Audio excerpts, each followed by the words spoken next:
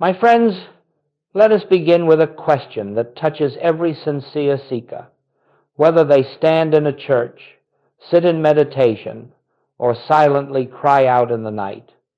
Why does God feel distant, even when we reach with all our heart toward Him? Why is it that after years of prayer, devotion, and earnest striving, there still remains within us a sense of separation, as though God were somewhere beyond our grasp, somewhere above, somewhere ahead, somewhere withheld? And I say to you gently, it is not because God is absent, nor because we lack faith, nor because heaven is reluctant. No, it is because we have been taught from childhood onward to search in the wrong direction. For centuries, humanity has looked outward for what exists inwardly. We have imagined God as dwelling in a far-off heaven, a distant realm to be reached after death or after worthiness has been proven. We have stretched our hands toward the sky, not realizing that the very presence for which we hunger has never been external at all. And I tell you, this misunderstanding is the single great barrier that stands between the seeker and the experience of the divine. Not God's reluctance, but our misconception. Not God's silence, but our outward gaze. And may your prayer from this day forward be the prayer of realization. God is here. God is the life I am. Nothing can separate me from the infinite that lives me. This is the revelation which, once understood, begins to dissolve the veil of separation entirely. The presence you seek is not a future attainment. The kingdom you hope for is not a place above the clouds. It is not an experience reserved for saints or mystics or those born under special favor. The kingdom of heaven is within you, and it is within you at this very moment, not waiting to be created, but waiting to be recognized. So let us, in this hour, gently set aside the old assumption of a distant God. Let us lay down the weary struggle of trying to reach a presence that has never been elsewhere. Together, we will explore the truth that transforms the entire spiritual path, that God, the kingdom, the presence, the reality, is closer than your own breath, nearer than your own thoughts, and more intimate than your very sense of self. This is the beginning. This is where the search ends and recognition begins. My friends, it is time we look honestly at the great error that has shaped the spiritual lives of millions. It is the belief, quiet, subtle, and often unspoken, that God is somewhere other than where you are. This assumption has woven itself into our prayers, our hopes, our religious language, and even our fears. It is the belief that God must come from somewhere to reach us, that heaven must open from above, that grace must descend from a higher realm. And the moment we accept this idea, a sense of distance arises within our consciousness, even though God has not moved and has never been separate. Let us examine this clearly. When we pray as though God must travel to us, we confess without knowing it that God is absent. When we plead for God to act, we admit unconsciously that God has not yet acted. When we beg for God to hear, we assume God has not yet heard. And in that assumption lies the entire problem. Not God's refusal, but human belief in separation. For generations, we have been conditioned to think of God as out there, in the heavens, in the temple, in the future, in the reward, in the miracle that must be sent. But this belief belongs to childhood consciousness, not spiritual adulthood. It belongs to an era when humanity looked outward for everything: power, security, direction, and naturally imagined a deity who dwelt far above, governing from a distance. Yet truth is never shaped by human imagination. Truth stands eternal, regardless of our beliefs. Hear me well. The kingdom of God is not approached through distance. It is not attained by reaching outward into the sky. It is not found in the movement of your feet, nor in the geography of holy places, nor in the timeline of tomorrow's hopes. The kingdom cannot be reached as long as we insist on searching for it. For to search is to presume absence, and to presume absence is to blind ourselves to presence. This is why so many prayers feel unanswered, not because God ignores them, but because the very act of praying in this manner reinforces the belief that God is elsewhere. You cannot find what you are looking for in the wrong place. You cannot receive from a God you believe to be outside yourself, and you cannot awaken to the presence as long as you continue to cast your attention beyond your own consciousness. Let me say it plainly, lovingly, firmly. The search outward is the error. The belief in a distant deity is the veil. The expectation that God must arrive is the misunderstanding, and the moment you release this unconscious assumption, even slightly, a great shift begins. A quiet inner realization dawns. God has never been distant. God has never been elsewhere. God has never been apart from the life of your very awareness. What changes is not God, but your concept of God. And when that concept dissolves, you begin to feel what truth has always been, the gentle nearness, the ceaseless presence, the living reality of the kingdom within. And now, my friends, having set aside the belief in a distant God, let us approach the heart of the spiritual path, the true nature of the kingdom of heaven. For if we no longer imagine it as a realm beyond the stars, nor a reward waiting at the end of earthly life, then what, in truth, is this kingdom? What is this sacred reality spoken by prophets and mystics, longed for by seekers, promised by Scripture? The answer, simple yet utterly transformative, is this. The kingdom of heaven is a state of consciousness, not a place, not a destination, not a future inheritance. It is a quality of awareness, a way of seeing, a way of being that exists within the depths of your own inner life. You see, the great spiritual revolutions of history have always been inner revolutions. Jesus did not point to a geographical kingdom. Buddha did not found a territorial empire. Mystics of every age discovered the same revelation, that the divine reality is not somewhere else. It is the very foundation of consciousness itself. And Joel Goldsmith, building on this timeless stream, affirmed again and again that the kingdom is not something we travel toward, but something we awaken into. When you hear the words, "The kingdom of God is within you," do not treat them as poetry, nor as metaphor, nor as comfort for the weary soul. These words are the deepest truth ever spoken to humanity. They reveal the nature of your true being. The kingdom is the inner realm where divine presence is already functioning quietly, eternally, perfectly, whether you are aware of it or not. Let us make this clear. The outer world of form, events, circumstances, and conditions is not the kingdom. That realm is governed by change, by fluctuation, by appearance and disappearance. It rises and falls, heals and breaks, enriches and diminishes. The outer world is the world of effects, never the cause. But within you, beneath thought, beneath fear, beneath the shifting conditions, is another realm, a silent depth, a living presence, a state of consciousness untouched by external circumstance. This inner realm is the kingdom. It is the ground of peace that the world cannot disturb. It is the source of supply that no economic condition can exhaust. It is the fountain of healing that no illness can destroy. It is the guidance that no confusion can obscure.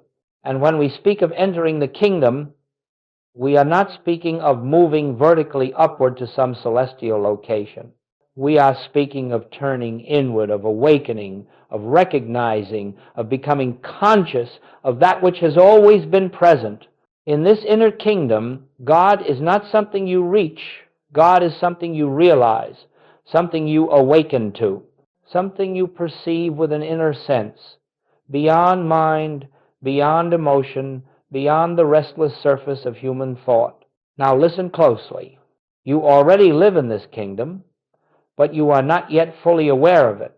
The truth of your being is already anchored in divine presence, yet your attention has been absorbed by the external world. To awaken to the kingdom is simply to shift the center of your awareness from outer appearances to inner reality. It is not an achievement, but a recognition, not a striving, but a seeing. This state of consciousness, this inner kingdom, is what heals the mind, restores the heart, guides the path, and transforms the entire quality of life. And we will, in the next section, examine the one illusion that prevents most seekers from perceiving it. The belief in separation, the belief in a self apart from God. My friends, having seen that the kingdom is a state of consciousness, an inner realm rather than an outer location, we must now confront the single greatest obstacle that prevents the seeker from experiencing that kingdom in daily life. And I choose my words carefully, for this obstacle is not evil, not sin, not moral weakness. It is far simpler and far more subtle than that. It is a belief so deeply woven into human consciousness that most people never question it. And yet this one belief creates nearly every form of spiritual frustration. In this inner kingdom, God is not something you reach. God is something you realize, something you awaken to, something you perceive with an inner sense, beyond mind, beyond emotion, beyond the restless surface of human thought. Separation thinking is the quiet conviction that you exist apart from God. It is the sense that your life is yours, personal, isolated, fragile, and that God's life is somewhere else. The moment this belief is accepted, a spiritual struggle is created that no amount of effort, no amount of prayer, no amount of spiritual discipline can overcome as long as the belief remains. Let us look at this plainly. When you believe you are a separate self, you feel vulnerable, and therefore you seek protection. When you believe God is outside you, you feel empty, and therefore you seek supply.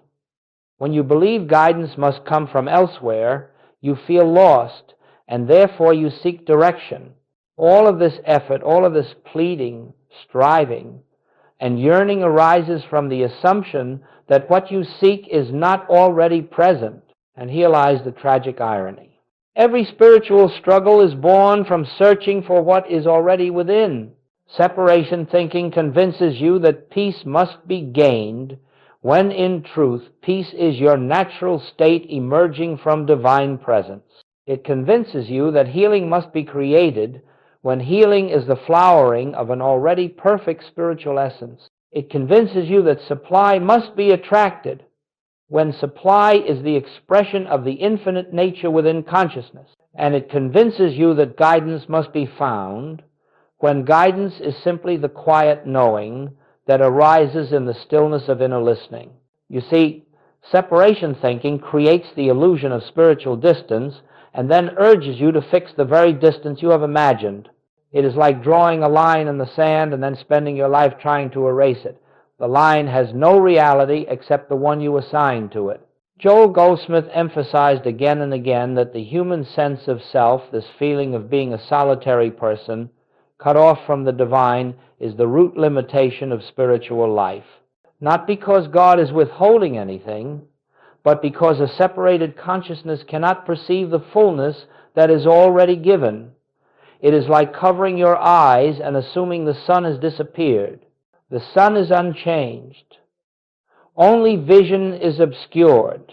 Now, when you believe yourself separate, you pray as a separated being. You beg as a separated being. You fear as a separated being. And inevitably, spiritual frustration follows. because the very consciousness doing the praying is the consciousness denying the presence it seeks. But when the belief of separation softens even slightly, a new experience begins to dawn. You feel something subtle, a quiet warmth, a sense of companionship within. You begin to notice that peace does not come from your effort, but seems to rise from within you. You see, unexpected solutions appear without strain. You discover that guidance emerges naturally when the mind grows still. And you realize that these moments of grace did not come from outside. They welled up from the inner kingdom that was always there. This is the turning point. This is the moment when the seeker begins to sense, however faintly, that God is not apart from them. And that realization is the beginning of spiritual freedom. In our next section, we will examine how recognition, the simple yet profound awakening to inner presence, begins, dissolving separation and restoring you to the consciousness of the kingdom already within. Now, my friends, having understood that separation is not a reality, but merely a belief, a veil drawn over the eyes of consciousness, we come to the heart of this work, the very foundation of Joel Goldsmith's entire ministry. And that foundation is a single spiritual activity so simple, so quiet, so unforced, that many overlook its power. It is not prayer in the traditional sense, not affirmation, not visualization, not self-persuasion. It is something far more direct, far more immediate, far more transformative. It is recognition. Recognition is the gentle awakening to what already is. It is the shift from seeking a God outside to acknowledging the presence within. It is the moment when the mind stops trying to reach, to beg, to create, to solve, and simply becomes aware of the truth that the kingdom of heaven is not something to be attained, but something to be realized. Aware that the presence of God is not something that must arrive, but something that must be recognized. Let us understand this clearly. Recognition is not forcing the mind to believe something. Recognition is not repeating holy words to convince yourself of spiritual truth. Recognition is not mental effort at all. Recognition is the still, effortless awareness that God is already where you are, that divine presence is the substance and essence of your consciousness, that the kingdom is not a future blessing, but the very ground of your being. When you pause, even for a moment, and quietly acknowledge, the kingdom of heaven is within me now, something shifts. It may be subtle, it may be gentle, it may be quiet. But something within relaxes, something within opens, something within ceases its restless striving. And in that moment, even if only faintly, you begin to feel the presence that was never absent. You see, recognition does not bring God closer. God cannot come closer than the life within you. Recognition simply brings your awareness into alignment with what has always been true. Recognition dissolves the illusion of separation, not by effort, not by achievement, but by awareness. Let me offer you a simple illustration. Imagine a radio tuned to static. The broadcast is already present in the room. It is filling the space. It is available at every moment, but the receiver is tuned to noise. The moment you turn the dial gently, quietly, the static disappears, and the broadcast becomes clear. Nothing entered the room. Nothing came from elsewhere. You simply tuned in to what was already here. This is recognition, a tuning of consciousness, a shift from noise to presence, a movement from outer fixation to inner awareness. When recognition becomes the foundation of your spiritual life, fear begins to loosen its grip, not because you fight it, but because fear cannot survive in the light of inner presence. Lack begins to dissolve, not because you manipulate conditions, but because Supply flows from the divine nature of consciousness itself. Guidance becomes natural because clarity arises when the mind is still. Healing begins not as magic, but as the unveiling of the wholeness already present within your true being. But all of this begins with recognition, not achievement, recognition, not effort, recognition, not striving, recognition. It is the simplest act in the world, yet it is the most profound. The act of acknowledging that what you seek is already here, already within, already the truth of your own consciousness. And in the next section, we will explore how this recognition becomes a practical, living experience throughout the movements of daily life, how it can be brought into moments of fear, decisions, challenges, and ordinary tasks until the kingdom within becomes your steady and natural dwelling place. My friends, recognition must not remain a beautiful idea admired from afar like a distant mountain. It must become the very atmosphere in which you live. It must become the quiet movement of awareness that accompanies you through each hour, each task, each moment of your day. For if the kingdom of heaven is within you, then spiritual life is not reserved for sacred settings. It is lived in the midst of ordinary activity. Joel Goldsmith called this practical mysticism, and it is here that the teaching becomes alive, tangible, real. Practical mysticism begins with a simple truth. You need not withdraw from life to find God. You need only withdraw your attention from the belief that life exists apart from God. The presence is where you are, not where you escape to. So the question is never, how can I find time for spirituality? The true question is, how can I bring recognition into the moments I already live? Let us explore how this unfolds. Joel Goldsmith called this practical mysticism, and it is here that the teaching becomes alive, tangible, real. As you move through your day, countless opportunities for recognition will arise. A moment of irritation, a moment of uncertainty, a moment of fear. These moments are not obstacles. They are invitations, calls to turn inward, to shift from outer reaction to inner awareness. Instead of responding reflexively, take a breath. Withdraw your gaze from the appearance that troubles you and quietly acknowledge the truth. Right here, within this very moment, the kingdom of heaven is present. Do not struggle. Do not try to make the experience feel spiritual. Simply recognize. And in that recognition, something subtle begins to happen. You find yourself less entangled in emotion, less driven by fear, less pulled by the world of appearances. The situation may not change immediately, but your consciousness begins to rest in a deeper place. And from that deeper place, response replaces reaction, clarity replaces confusion, peace replaces turmoil. You may wonder how this applies to moments of real challenge, times when the body feels weak, or finances feel strained, or relationships feel tense. But it is precisely in these moments that inner turning is most powerful. When fear arises, do not battle it.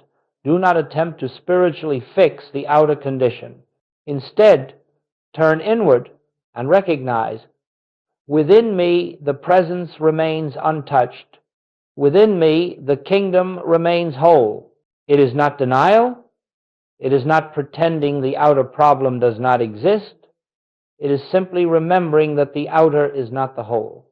By directing your awareness to the inner kingdom, you open the channel through which healing, supply, and guidance can flow into visibility, not through force, but through the nature of consciousness expressing itself, and you will discover something extraordinary. Recognition does not remove you from the world, it repositions you within it. You act, but you act from peace. You decide, but you decide from clarity. You speak, but your words carry a weight of presence. You move through the day, yet the day cannot move you. Now, let us address something important. This practice is not done once and perfected forever. It is a rhythm, a returning, a recentering. Some moments you will remember, other moments you will forget. Some days you will live in near constant awareness. On other days, awareness will feel far away. This, too, is part of the journey. Recognition does not demand perfection, it invites consistency. The more often you turn within, the more natural it becomes. The more you practice in small moments, the more effortlessly you will return to the inner kingdom during great challenges. Gradually, almost imperceptibly, you will find that your center of gravity shifts. You no longer live from the surface of consciousness, but from its depth. And from that depth flows a new way of experiencing life, calmer, clearer, freer, more whole. In the next section, we will explore how this inner turning, practiced faithfully, begins to produce visible changes, not as miracles imposed from the outside, but as natural expressions of a transformed consciousness.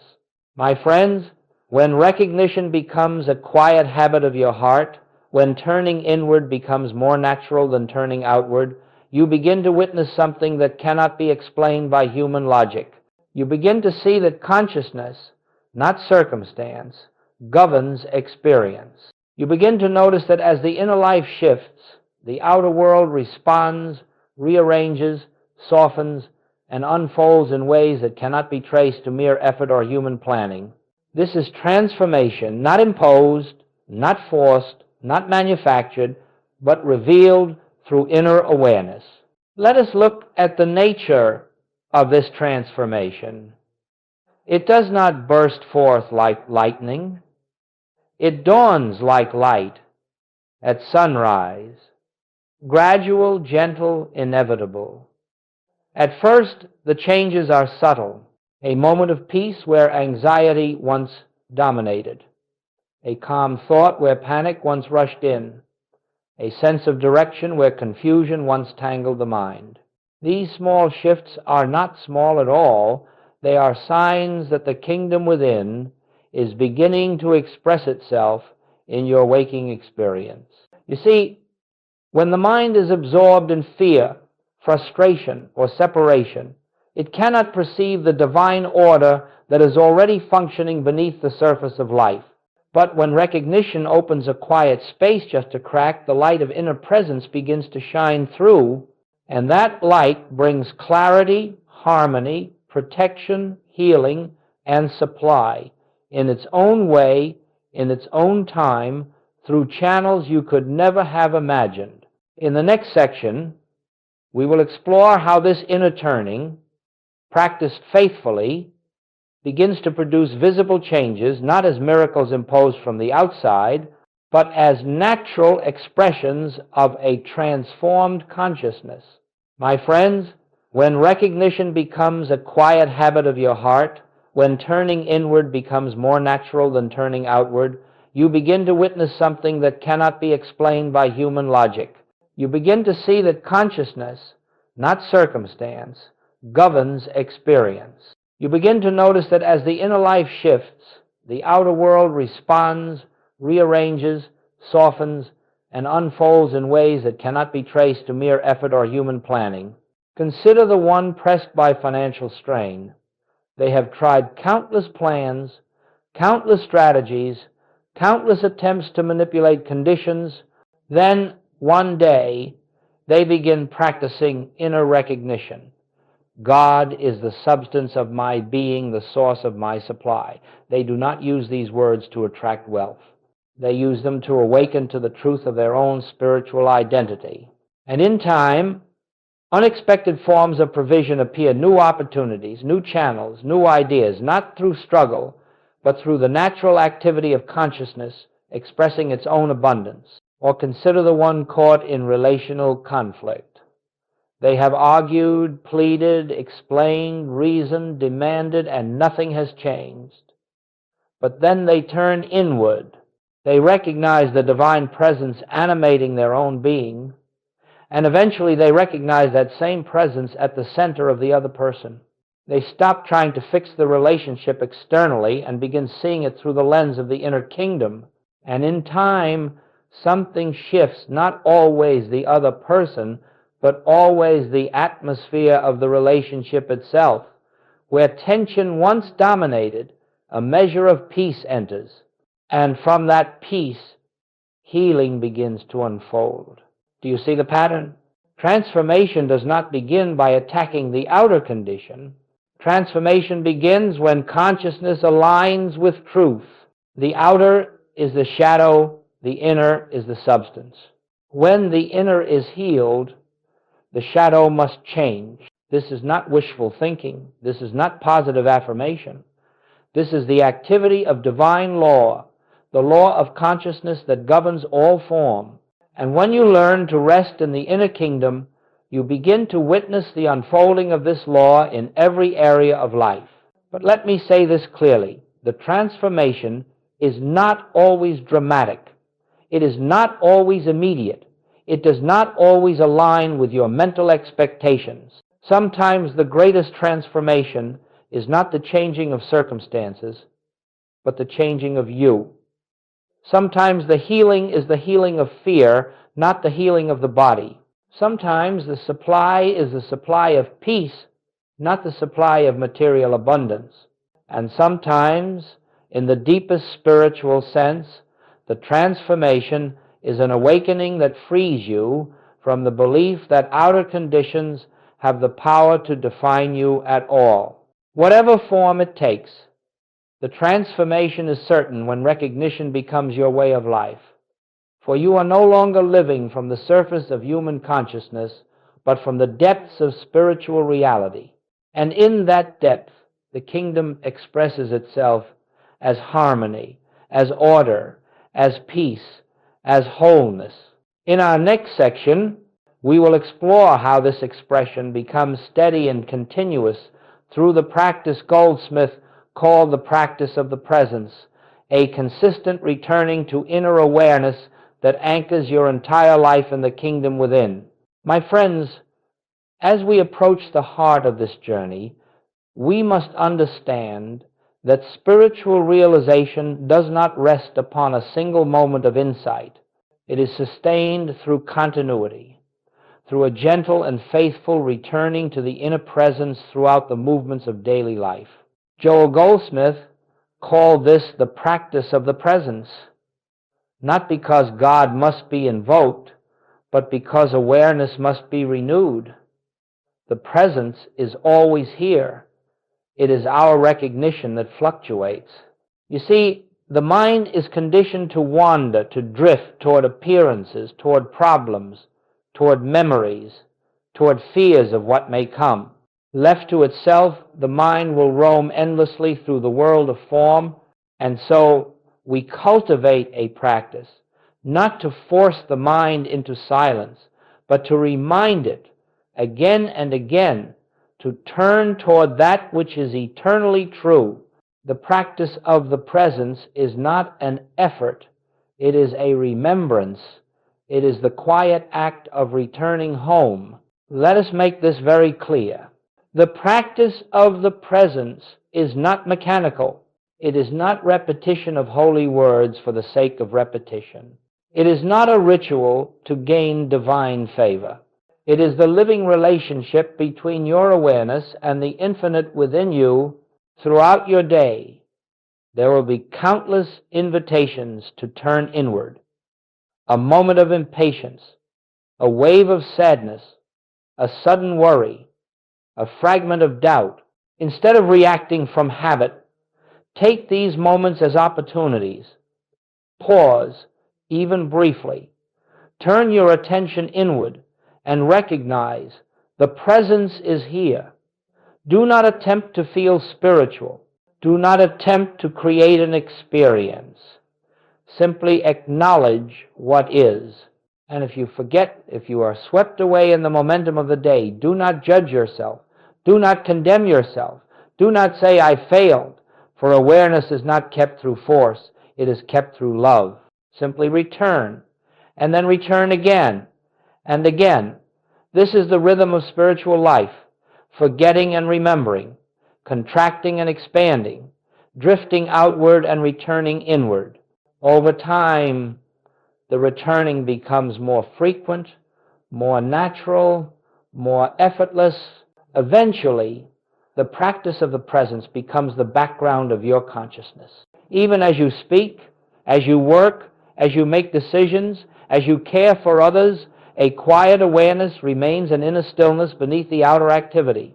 You begin to live with two levels of awareness simultaneously, functioning effectively in the world while resting inwardly in the presence. This is the beginning of living in the kingdom while still appearing in the realm of human experience. Now, understand something essential. The practice of the presence is not merely a tool for times of trouble. It is not a spiritual emergency button. It is a way of life.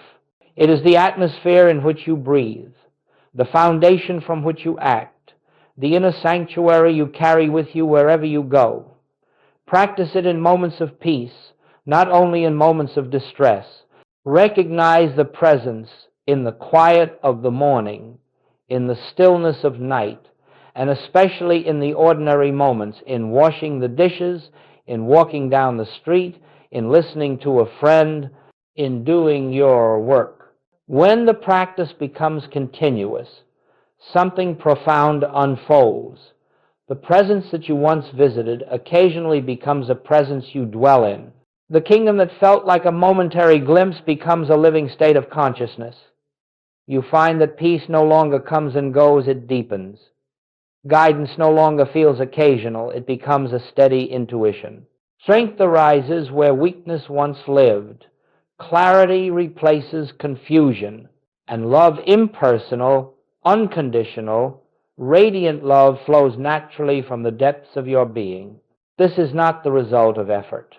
It is the result of abiding in the truth that God is the life of your consciousness, abiding in the awareness that you are not separate, abiding in the kingdom within. And with this continuous practice, you discover something extraordinary.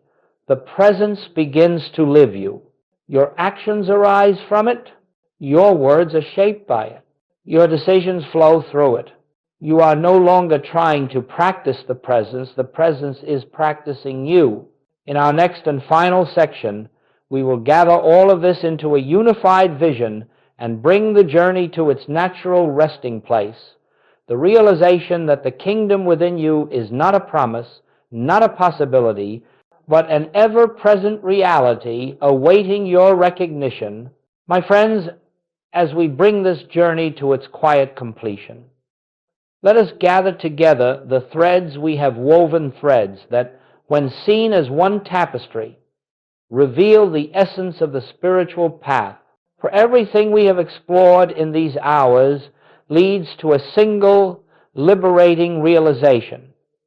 You have never been separate from God, and the kingdom you have sought all your life has always been within your own consciousness. This is not a lofty idea for the mystic alone. It is the truth of your being. You may have believed yourself distant. You may have felt abandoned. You may have struggled and prayed and waited for heaven to open. But all the while, the presence was where it has always been, at the center of your own awareness, hidden only by the veil of outward searching.